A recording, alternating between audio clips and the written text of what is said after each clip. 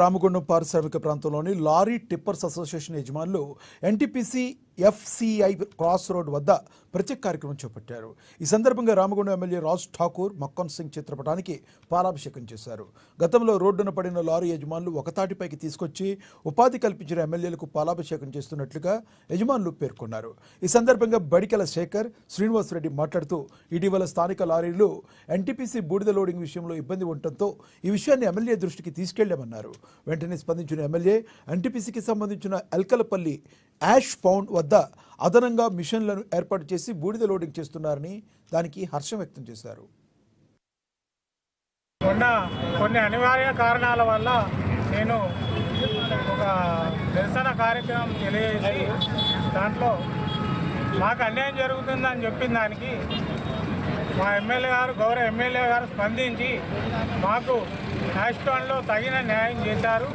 మాకు ప్రత్యేకంగా ఒక 2 మిషన్లు పెట్టి లోడింగ్ స్టార్ట్ చేశారు. కాబట్టి వాళ్ళకి ఈరోజు చాలా సంతోషంగా మా లారీ టిప్పర్ అసోసియేషన్ సభ్యులం అందరం కలిసి పాలాభిషేకం చేసి వారిని మేము అభినందిస్తున్నాము.